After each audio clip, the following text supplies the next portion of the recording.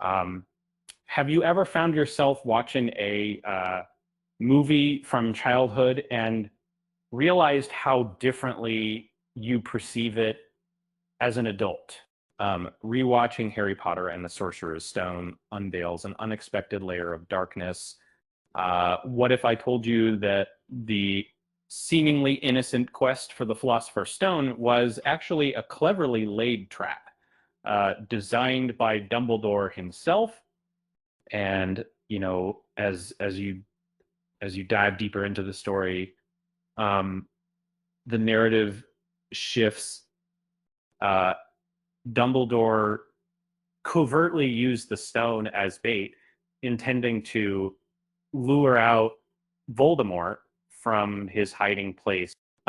Without realizing it, Harry unknowingly stepped into a setup meant to draw the Dark Lord into the open.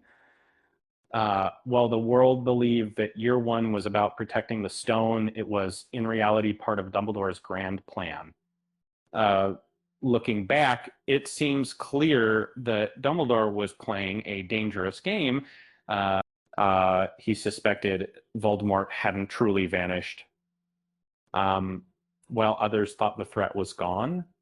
Dumbledore remained vigilant, studying Voldemort's every move, and it's almost like he was waiting for the right moment, a chance to force um, Voldemort into the light once and for all.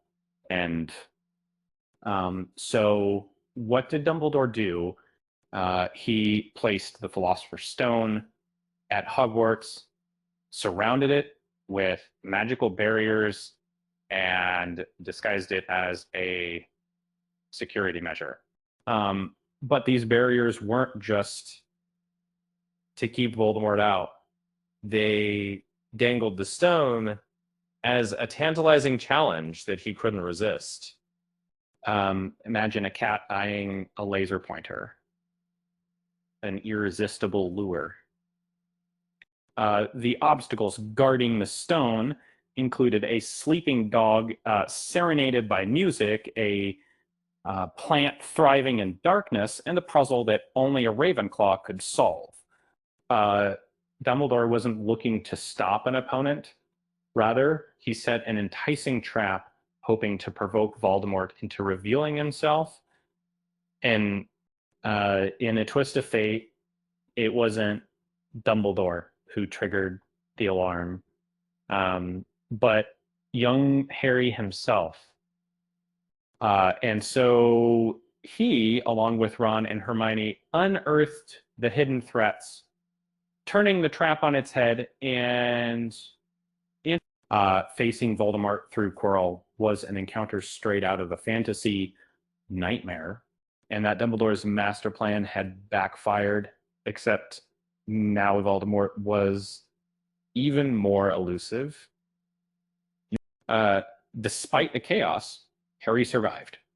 However, Dumbledore remained in the dark about Voldemort's survival. Uh, his silence after acknowledging Harry's bravery was perhaps a moment of reflection. Um, as the series progressed, the stakes rose, particularly as Harry's ability to speak to snakes revealed even darker connections, and this lens changes everything we thought we knew about Dumbledore. Um, and as the instead of a wise headmaster simply protecting students, he emerges as a complex figure willing to gamble with lives to settle scores with a dark past. The question lingers: uh, was the Philosopher's Stone a security measure, a test, or a trap aimed at Voldemort? As fans look anew at Harry Potter, they're discovering layers that weren't visible before. It's not just a story of good versus evil, but one of calculated risks. And just like Harry stepping into the Chamber of Secrets, you might wonder, was Dumbledore the ultimate strategist or a reckless dreamer? And if Dumbledore did have a plan all along, you might remember what he always said: there's no such thing as a perfect plan. Or maybe that was just his way of hoping his barista wouldn't ruin his morning coffee. With that said, thanks for watching, and until next time,